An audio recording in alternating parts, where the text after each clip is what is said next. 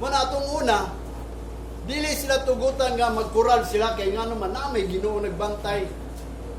Kaya ang iya daw gloria, ang himaya, kung makahimaya sila sa Ginoo, sila dipinsan sa Ginoo. Nya kanang defense nila mo nang wall sa Ginoo. Spiritual ba di makita. Umaw po ng bulwark. Kapag mo sa ng bulwark, ingon pa sa dictionary ba, a solid wall. Solid kayo ba ka? Di gyud ka ma attack like a structure raised for the defense. Kanang bulwark gihimo ra na og kanang depensa na sa imo ha. Nga matod pa niya diri sa dictionary, pareha ng breakwater ba? Kanang mga seawall, kita mo ng seawall para dili mo sakan tubig, dili mo ba ng tubig mo ba? Mo na gitawag sa Ginoo kanang salvation, that is our kanang gitawag og breakwater, seawall. Nga matod pa sa dictionary katulong nga a strong support or protection. Mo nang wall. Na kanang wall, mabatunan na nato na kung ang Ginoo mo'y panalipod nato. Mo na siya ang atong wall ba, ang Ginoo mo'y musalo nato, mo nang dili ta pakuralon o kanang literal ba kay ngano man. Bisag natay kaaway, ang Ginoo makig-away. Mo na buot pasabot sa Bible.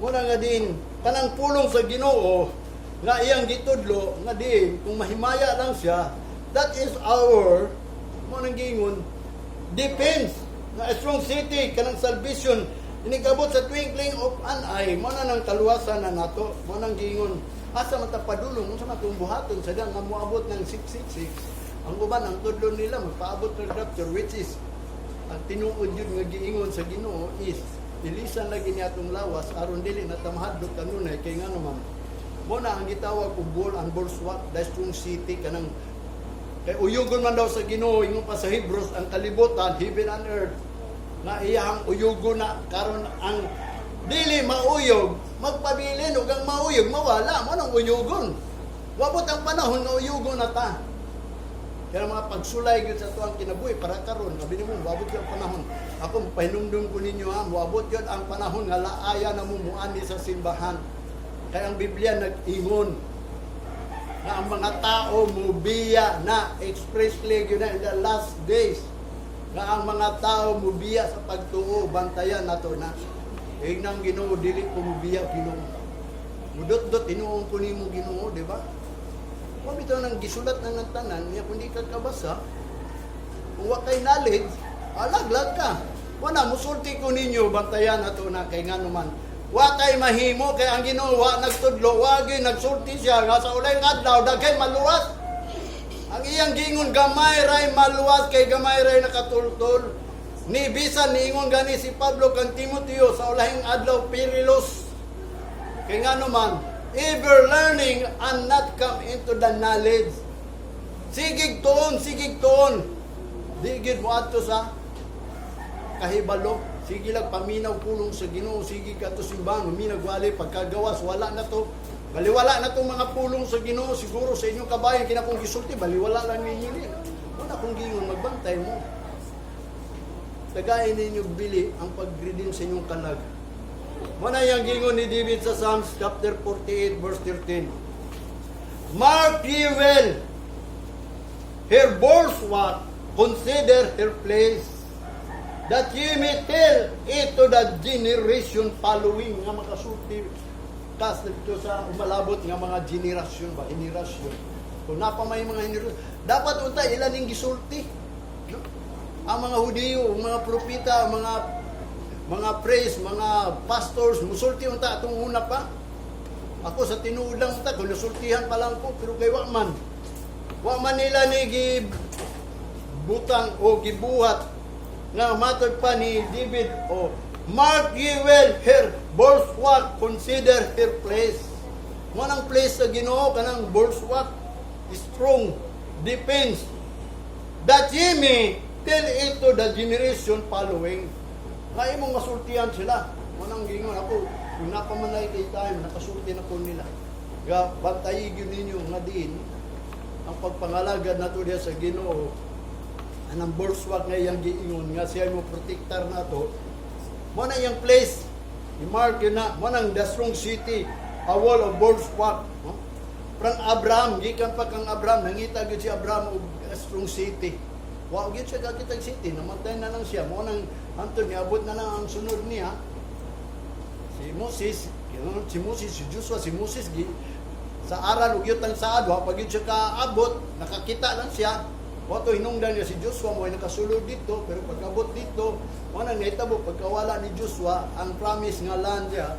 Imbis ningon ang pulong sa Ginoo ayaw ginagibaligya, nabaligya na inoon. Ambot pasabot kung ayaw ibaligya mo bitaw na kung gingon sa inyo nabasanan ako tanan nga ang sugos sa Ginoo kanang promise land ayaw ninyo na ibaligya. Ya kay ila man gibaligya sa mga dautan nga gipasulod nila ang mga dautan dito kanang mga foreigner, mga dili ilang kauban ba. Mga Sodomite, mga kalaban nila tunguna, amigo man nila mo nang daghan kayo nagpuyo dia sa gitawag promise land nila hangtod mo nang giingon sa Biblia na kuan sila nabaligya sila ngadto sa pagkadautan. Kuan iyang giingon diri sa Hebrews chapter 10 o chapter 11 verse 10. For he looked for a city which hath foundation, whose builder and maker is God. Mo na ang giingon sa Hebrews ha. Kay nangangita manggod sila og kanang syudad nga ang foundation nga ang magtukod ana nga mao ang Dios. Sa Psalms chapter 121 verse 27, Psalms 127:1, ingon pa ni David, except the Lord build a house, thy labor is in vain that built it. Except the Lord keep the city, the watchman waketh but in vain. Mo nang giingon, nagmata man lang siya kawal ng Japon bisag nag-watchman siya diha. Kung dili ang Ginoo magbantay mo bitaw na nga kining kingdom nga gitawag niingon si Jesus Christ, seek first the kingdom. Anang ang Ginoo mo naghari ba ng kingdom ba? Anang kingdom that cannot be shaken. Yung sa man ito pag-enter ng kingdom, ingon si Apostol Pablo, in the twinkling of an eye makasulod ta mo bitaw na nga gikinanglan gyud nato ang knowledge. Nga kita gayon usa ka andam nga tao nga din mailisan ta. Mo na atong ingon pa ni Apostol Pablo, mao man gyud ang groaning nato, ha? Mo na ang tuyog gyud nato dire nga ang atong lawas mailisan gyud unta ni dili na madunot. Warang giingon dito sa sikan mo siguro to 1 Corinthians chapter 5 kun imo nabasahon. That is our groaning sa sikan man siguro to Corinthians. Nga matud pa sa chapter 5 mo nang nagpaabot ta og kanang sinina o balay nga dili madunot. O bitaw na niingon sa Hebrews chapter 13 verse 14. For here have we no continuing city, but we seek one to come. Matod pa niya ngadto sa mga Hebrewanon, kay dinhi manggod wala tay napadayonon nga syudad. Apan nangita ta anang moabotay, naamong gyud moabot. Hebrews 12:22 kanang giingon ni sa Hebrews nga diin si Moses ba. Nga nahadlok yun si Moses sa verse 12 chapter 21, hadlok si Moses sa uling adlaw, grabe daw kayo sa uling adlaw. Pero ningon siya sa verse 22, but ye are come into the mount of Zion and into the city of the living God, the heavenly Jerusalem, unto an innumerable company of angels. Mo na giingon ni Moses nga iyan na lang nalantaw nga kuyaw gyud sa uling adlaw. Pero iyang giingnan tong mga tao sa Ginoo nga nangalagad mo na kung nangalagad ka sa Ginoo ayaw mo kabalaka, pero kung wa ka nangalagad sa Ginoo para sa imo kuyaw gyud kay giingon man ni David ani ni Moses. Kay ayang gisaad dito sa Hebrews ingon pa ni Moses, but ye are come into the Mount Zion. Mo bitaw nang moadto kita sa Mount of Zion. Kanang Zion is a place of worship mo na mga simbahan. And into the city of the living God, kanang lugar sa buhi nga Dios ba, himuon nato ning simbahan nga ang Ginoo buhi Dios sa tuwa aron matawag ni og lugar o the city of the living God nga matod pa niya the heavenly Jerusalem nga kanang gitawag og pagkanaog ng the city of the heavenly New Jerusalem kanang inubanan na sa mga daghang kayong mga manulunda ba mo'y nagbantay. O bitaw na pumingon sa inyo, ingon ni David, na ay mga manlunda ng palibot din ito simbahan. Kaya nagka-protector siya sa tuwa mo na nga ayaw gin mo kadlo kay nga naman, ingon pa sa Psalms 91, or 90 ba to nga di ang Ginoo nag-charge sa angel ba sa matag tao gani. Kung ikaw iya ka sa Ginoo naanay gi patik charge sa Ginoo sa angel o ikaw bantayan na ni kana sister o ni brada ikaw bantayan na wala matagusan na to na ay nagbantay na to mo na ginatong simbahan inyo marabol mo na gingon himuon na to ng spiritual jud kubangan sa Ginoo. Sa Jerusalem aduna gi manaog sa Jerusalem sa Revelation chapter 3 verse 7 to 13 nimo may bawaan nga aduna tay gipaabot nga kanang Jerusalem ba nga gikan sa langit kay mao man ato ang sudlong puhon aron magharit ta within 1,000 years. Wala gitawag sa Revelation chapter 21 the holy city, the new Jerusalem coming down from God out of heaven gikan sa langit. Walang gi-prepare managod sa bride kanang mga pangasawon sa Ginoo ba. Kanang kita kaslon ta dito pohon na may gingon sa Revelation marriage of the Lamb. Walang kinanglan makaapil ta, anya makapilan ta kita mo ang bride gitagan ta ng Jerusalem nga giadorno nga bilang nga kita daw puno is kanang gitugot sa Ginoo mo sa Revelation nga ikaw gayon andamon. Ilisan ka og kanang sinina nga white linen kanang i-array ba mo na gingon sa Revelation nga i-adorn sa imuha kanang magandam gyud ba ma-prepare gyud ka nga din pag-abot sa Ginoo kay abi nimo kini si Apostol Pablo gihimo daw spouse niya ang tao mo na nga ni nalipay gyud siya kung bagat pa ba naa siya pagsulti nga mas gwapo daw kayo atwa maayo daw ta kay nga naman siya gigamit daw sa Ginoo nga ang iyang mission nga mahimo lang tang spouse sa Ginoo. Anang mapartner ba ta ba sa Ginoo ba mo nay ang mga wali ni Apostol Pablo is aron maridi ra gyud ta sa tubangan sa Ginoo. Atong una ningon ang mga propeta gisultihan na nga ang mga iya sa Ginoo betrothed na sila sa Ginoo. Kanang tunay nga iya sa Ginoo betrothed na kanang gi-engage na sila ba engage na sila dito sa Ginoo. Mo nay pag-ani sa Ginoo ang mga Hudiyo engage na sila. Niya sa Apostol Pablo nagtudlo siya sa mga Gentile is iya tang gihimong nga mahimo lang tang partner sa Ginoo spouse nga mahimo tang asawa ba kay mao na atong bana si Jesus Christ wanang naigingon sa Revelation marriage of the Lamb naay kasal sa kordero pohon gusto ba ka anak mao na ayaw ninyo baliwala ang pagluwas sa imong kalag because that is costly. Lali man ka papuyo na ka niya si Jesus Christ na niya ka na si Jesus Christ pahira na nimo mga luha unsa man ay luha nga naan nimo kanang muhilak ka diri di ba paita nang gihilak kanang nilak mo ka tungod sa problema mo nay pahiran sa Ginoo mao nang gyapon na iyang giingon mga pagbati nato diri moingon ka lang unod-non dili na unod-non that is kanang gitawag og pagbati na sa imong kalag gali lang imong life nga gihatag sa Ginoo nagpasagad na lang ba mo nang naipulong giingon nga ang soul daw nawiri sa life kay wa siya naguna ng life na kasi kalag mo nang giingon sa Ginoo ni Jesus Christ oy ayak kadlok kinang mapatay sa imong lawas nga dili arang makapatay sa imong kalag ang kadlukan nimo kana makapatay sa imong lawas ug kalag kay kanang kalag abi nimo ang lawas kas aram na mamatay pero ang kalag mo nang giingon mamatay po na dito. Ikaduhang kamatayon ka ng second death. Dito na sa impierno. Punishment na na. Mo bitaw na nga kanang city. Mo bitaw na musulod ta mo enter ta na kay do na may New Jerusalem from heaven.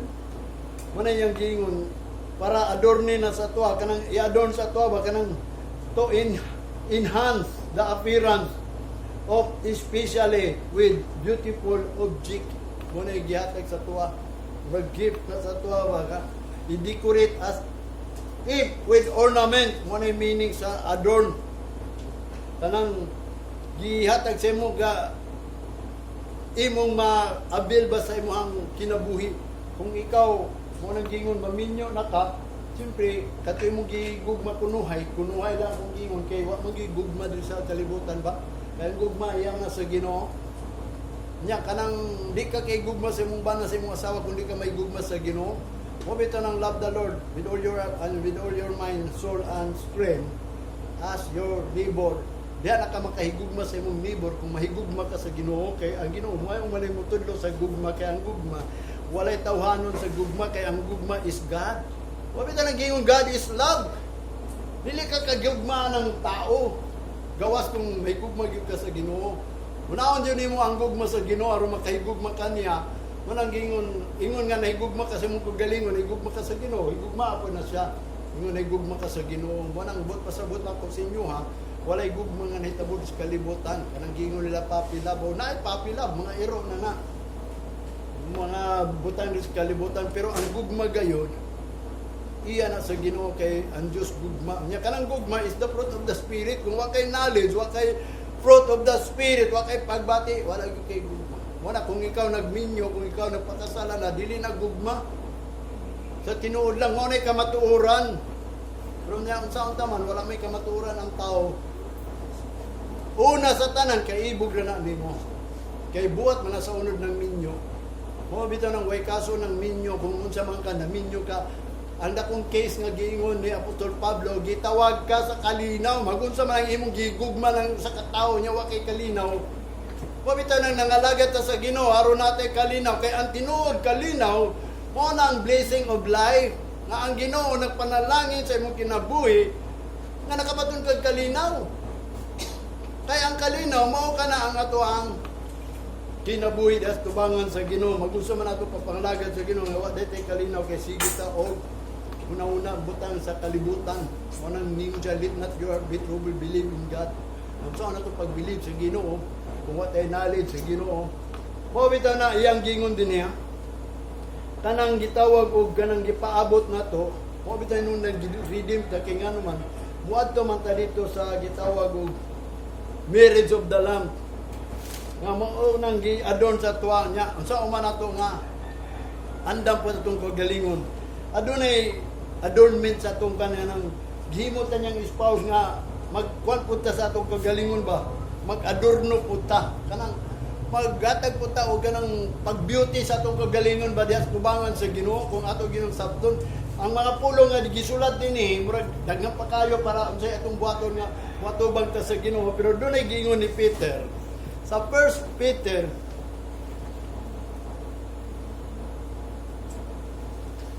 sa chapter 3, 1 Peter chapter 3 sa verse 1 to 7.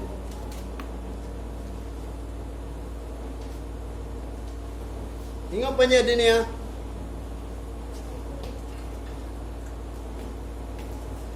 First Peter chapter 3 verse 1 to 7. Likewise, ye wives, be in subject to your own husband, that it any obey not the word, they also may be without the word, be won by the conversation of the wives. Tanawa. Kamo sa mga asawa, kinahanglan magpasubject gyud mo sa inyong kaugalingong bana. Sa inyong bana kaugalingon na aron adunay wala nituman sa pulong sa Ginoo kay matud pa niya without the word nga wala ko'y pulong be won by the conversation of wives nga diin siya nga matud pa niya madani niya pinaagi sa iyang pag kinabuhi o pag kanang conversation pag kinabuhi nga ingon asawa manang ang pagkinabuhi sa asawa mag-subject sa bana. Sa verse 2, while they behold your chaste conversation coupled with fear, nga ingon nga ikaw kuno nagtanaw sa imong gitawag og pagkinabuhi kanang kinahanglan coupled with fear. Naikadlok ba? Sa 3, whose adorning let it not be that outward adorning of pleating the ears or the hair and of wearing of gold or of putting on a apparel. Muna iyang gingon din na kanang magbutang kag mga gold, magwear ka ng gold, magputing ka ng apparel, mga suot nimo. Dili na ingon ang maunang adorning kanang sa outward. Sa verse 4, but let it be the hidden man of the heart. Kanang matod pa niya, apan kanang tinago ba nga tao hanon sa iyang kasing-kasing, in that which is not corruptible, kanang dili madunot, manang kinaiya ba kunuhay, and the ornament of meek, kanang ang ornament anang makuha nimo, kanang maayo ba, and quiet spirit, ug hilom nga espiritu, which is in the sight of God, of great price. Muna ang great price nga din doon na kay quiet spirit which is in the sight of God. Para ni sa mga babae, basig mo ang husband ay basta una lang ni sa babae nga gitudlo niya dito nga kanang mag-adorn. Sa verse 5, for after this manner in the old time the holy woman also who trust in God adorn themselves, being in subjection unto their own husband. Mao ni ang atong una manggong mga kinaayahan nga mga gitawag og mga balaan nga babae nga nagsalig sa Ginoo, nag-adorn nila sa ilang kaugalingon, ingon nga subjection into their own husband. Dinhi sa 6, even as Sarah obeyed Abraham, bisan si Sarah daw obeyed Abraham, calling him Lord, whose daughter ye are, as long as ye do well, and are not afraid with any amazement. Munang gingon, bisan si Sarah nag-ubi sa Abraham, iyang gitawag si Abraham og Dios, whose daughter you ye are, kamo mga daughter ni Sarah, as long as ye do well, kinahanglan nga imo nang buhaton gayon, nga matod pa na and are not afraid with any amusement. Sa verse 7, likewise ye husband, deal with them according to the knowledge. O i-deal daw ang mga asawa according to the knowledge. Kinahanglan ang mga asawa na abana na ay knowledge. Kung may knowledge, giving honor unto the wife. Tahuron yun na ang mga wife. As unto the weaker vessel. Ingon nga sila, weaker vessel. Kanang dili kayo ligon nga vessel ba, no? Weaker man guna sila, munang dali ra kayo sila mabalhin, dali ra kayo sila mapukan, pero kung pinaagi sa knowledge, imo na siyang i-honor, nga imong isulti nga ang Ginoo man gud, mo ni gisulti sa Ginoo. Nga matod pa niya, and as being heirs together of the grace of life, that your prayers be not hindered. Nga matod pa niya, together, matod pa niya, as being heirs, kanang manununod po daw ba, together, manununod man po daw ng mga asawa, of the grace of life, kanang grasya sa kinabuhi, nga yatang Ginoo, that your prayers be not hindered. Aron kamo mga bana, ang imong prayer, dili mababagal nila ba? No, mo na yung gingon dinhi. Mo na ang gitawag o ornament o adorno ba, i-adorn sa imong kinabuhi. Kay matubang ta sa Ginoo, kinahanglan murag si Kristo ang iyang adorno kanang New Jerusalem niya atag sa to, kita pod mag-prepare po ta, mag-arid po ta og kanang mga gitawag og fine linen, nya kanang fine linen is a righteousness of man, nya kanang righteousness of man, kanang mao ni gitawag nga kanang nasa sulod sa atong kasing-kasing, dili nang sa gawas, dili nang pagpagwapa, magsuot og mga aparel, kundi kanang gitawag og pag-obey. Sa unsa pag-obey? No, lisod kayo ni buhaton yun, kaya nga naman diskalibutan mo may nagtudlo ini. O bita na hinungdan nga ang mga babae, suko lang. Sabi ni mo sa tinuod lang, sa Bible, sa kasimbahan, dili pwede magwali ang babae. Kaya nga naman, ang Revelation nag-ingon, doon na espiritu dili sa kalibutan nga, nagtuo pa sila nga si Jezebel is a propheter. Mata na inumdum ko gapon, nag-istoryani may tukauban at pastor nagkisubuan dito nga, pangutana ko kita may muali dito sa inyo karong Domingo din. Yang giingon nga kato yang magad nga babae. Kung gitugutan nimo babae, dagdaogon lang kana kung sa inyo sultira, di na namutuo nimo kay hawd man po nang muali. Labi na gani mga babae nga mga pastor, di naman namutuo laki. Di na namutuo silang bana. Kay nga naman labi na ang bana di magwali mo bitaw na kanang mga husband. Kinanglan na knowledge gyud sa Ginoo, nang dal-on nila ang mga asawa nila according to the knowledge diya sa Ginoo. Ya kung ang bana walay knowledge, mo na nga sa magtudlog yun ang pastor. Una nga din ang butang nga diin giisgutan sa pulong sa Ginoo is kung moabot man gani ng marriage of the Lamb, mo nang giingon kung si Kristo manggaling atong bana, ya kita kung ang iyang iadorno nato kanang Jerusalem regalo niya, kita pod matubang ta sa Ginoo as a prayer daw kono kanang righteousness wa dili sa una gisulti niya ang mga gitawag og buhat nga matarong kanang pag-adorno sa imong paggalingon dili sa gawas kundi dili sa sulod kanang gitawag og kanang mahitungod anang meekness nanglan meekness quiet spirit wala i-ornament sa imo in the sight of the great price diya sa tubangan sa Ginoo with a great price ba kanang naagkid akong presyo gani ang proverb kung imong basahon ang bana nga makakaplag og buotan nga asawa iya na sa Ginoo jak kayong babayan na ba wala giingon ni Solomon kung makakita gani kay asawa nga buotan, a prudent woman is of God. Makakita ko kakana. Murag lugos no, mabita na kung gingon ang tinuod yun sa Bible. Murag, dako kaya tagkulang ba? Mabita na nangayog ko sa Ginoo wisdom kung kulang ta mo na. Before ta nga matubang sa Ginoo, muna ingon nga ikaw kuno gilukat gud sa Ginoo. So may mong buhaton. Tagaig bili imong kalag. Kaya nga naman, kaning pag-ani ni Jesus Christ is the time of love. No, di ba?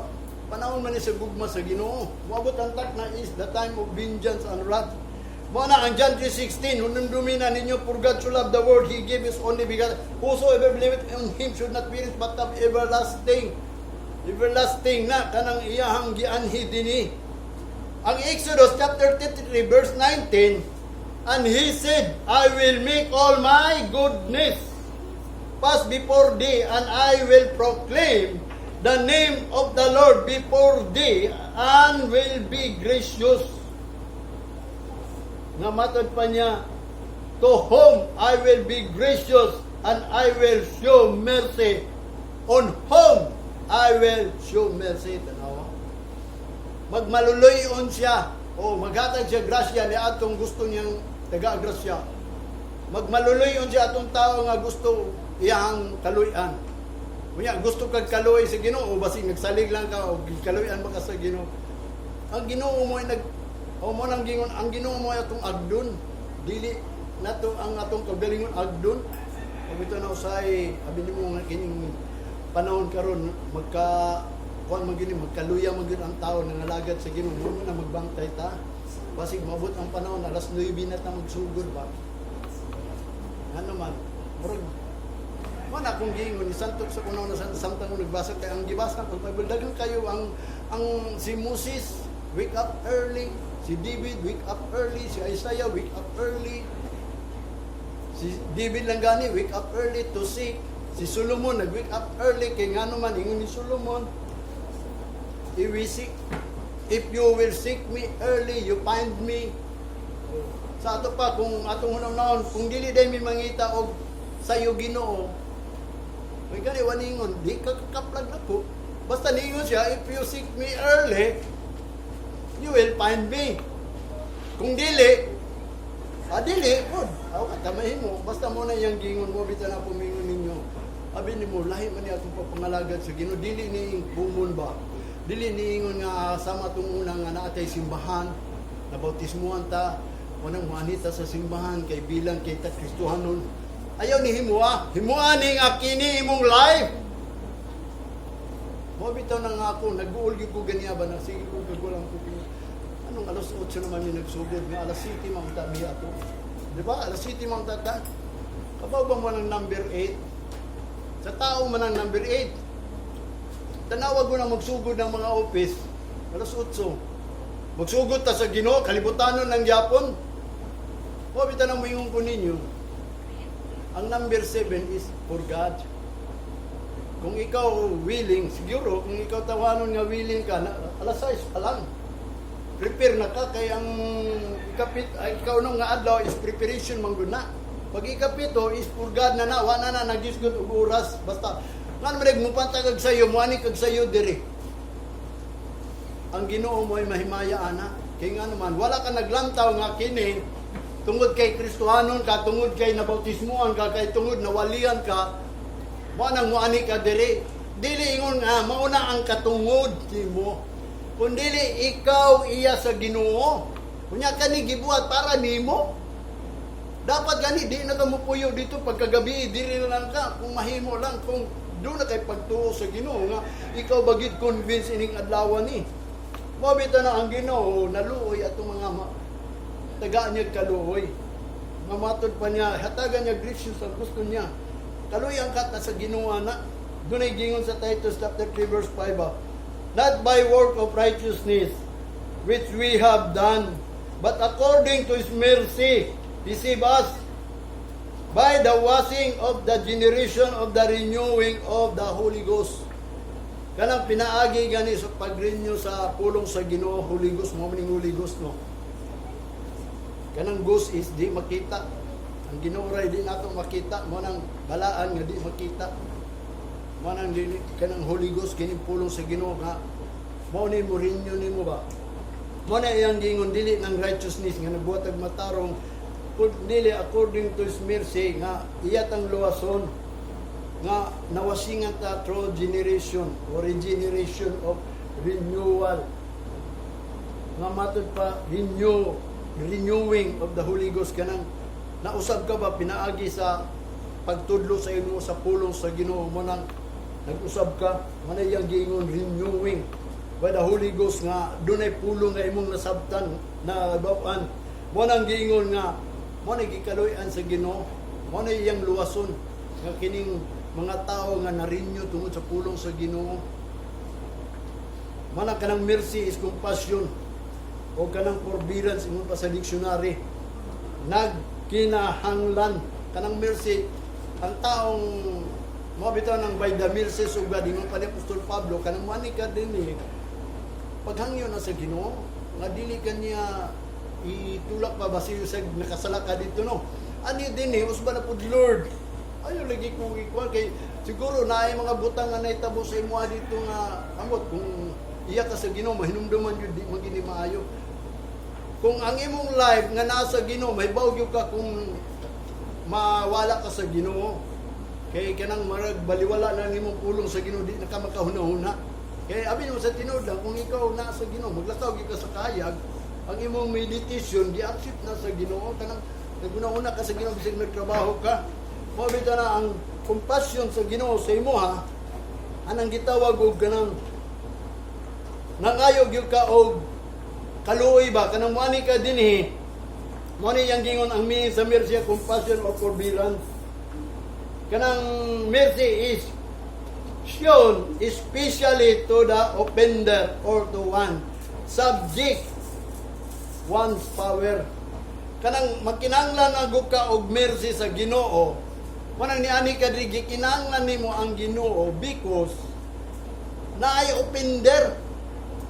Naay nagdaog-daog nimo ba or na-offend ka o kanang naa ka sa gitawag og na kuan ka ba nalain ka, nalain siguro ka sa imong kinabuhi kay wa kay kwarta, nalain siguro ka sa imong silingan, nalain ka, mo nang mangayo ka sa Ginoo kay kanang na-open ka, way makatabang nga na nimo.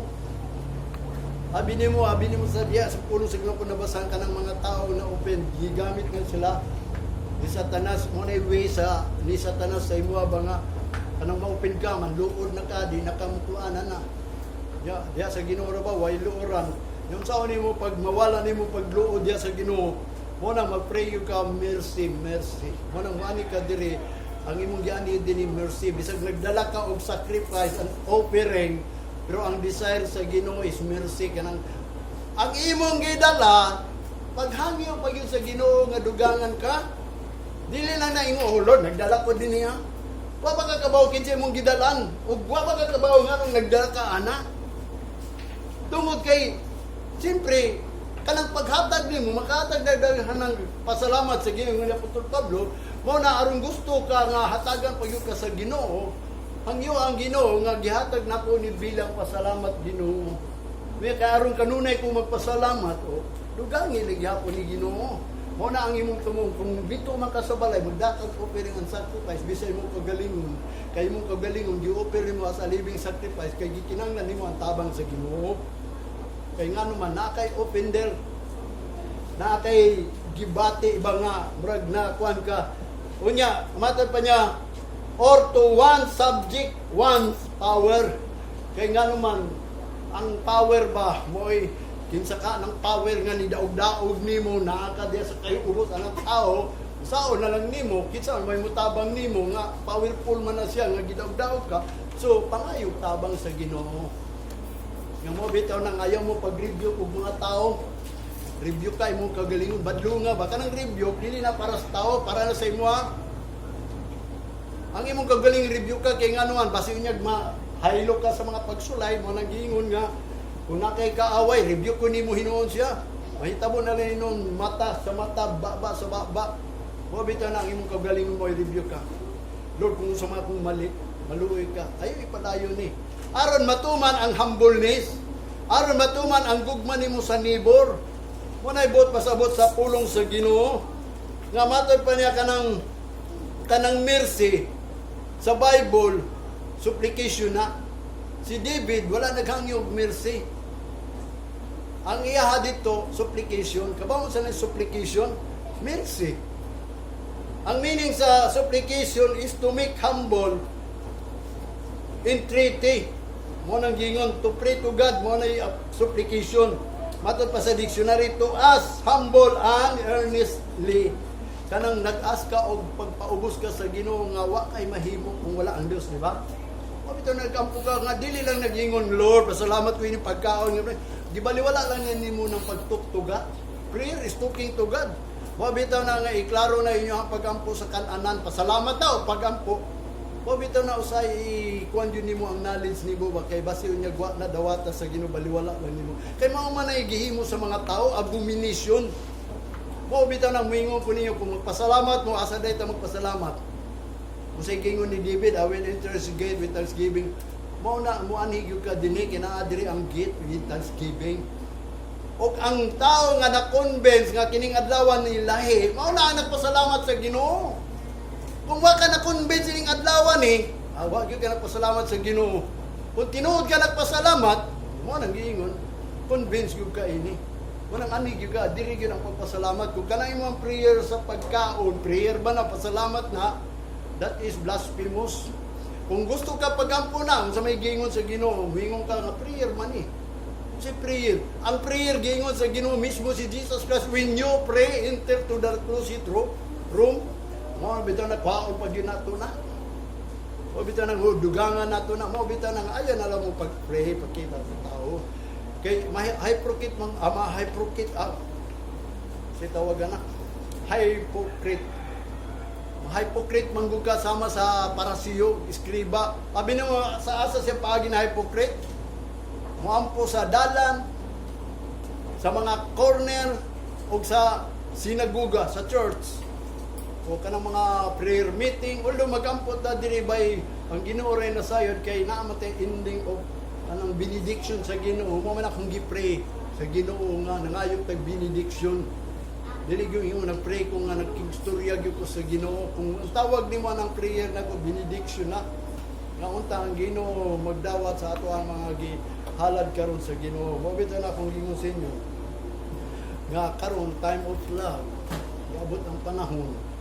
Time of vengeance na an brad sa Ginoo. Mo na magbantay ta mo na nga sa panahon sa love daw kinahanglan pangayoon atong mercy. Ang meaning sa unfailing love, ingon ni David, that is mercy.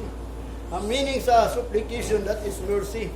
Mo bitaw nang nag-supplicate sa Ginoo, natay prayer ging mo na Apostol Pablo gani.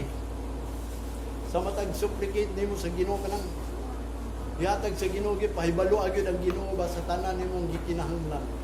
Mo bitaw nang mo-pray ta kay na matay gikinahanglan. Dili man namang ampulan ta kay wala tay gikinahanglan. Ang prayer is talking to God because dili nato makaya. Mao bitaw na kung atong basahon ang pulong sa Ginoo, gipangita lang sa Ginoo kadtong nag-ila nga siya nakasala o dili makahimo kung wala ang Ginoo. Kamo nakaila ba mo sa Ginoo nga kamo nangalagad sa Ginoo kay wa mo'y mahimo kung wala ang Ginoo? Abi nimo sa tinudang mo Lord, di man ako ni mahimo kana akong gipangbuhat. Pare ato nga ni trabaho ko dito sa kong amigo Lord, ni trabaho ko kay wa ko'y kwanta. Pero nakaingon ko Lord, kung may naghimo ko ini, dili ingon ako ani. O mo na inungdan nga din sa mo gud order mo ko Shopee nga nahulog ang kwarta. Glory to God, nasulduan ko, away problema ko Shopee. Tama gyud sa Ginoo to kung pagtrabaho aron mawala ko problema. Mabitaw na makay ko say, order mo ko Shopee ko. Una na ko'y moabot, pero away problema kay naa may gihatag sa Ginoo nako. Mabitaw na nga akong gingon sa uma akong kwarta para sa akong gikinahanglan. Kaya ang tanan akong gikanan gisupply sa Ginoo. Wala nga, according to His riches, musupply gina siya sa ako. O bitaw na nga, usahay lang kita, naapatay mga kaibog ba? O nang lingon ko sa Ginoo, Lord, ilikay yung pini akong kaibog. Namatay kaibog, gamay lang. Ayaw lang pabalabi mo na nga, ginahimo na to nga, kung wanita din mercy. Pangayo agad ang mercy sa Ginoo, kay nga naman, natata sa time of love. Manindog tanan, something ta magtapos.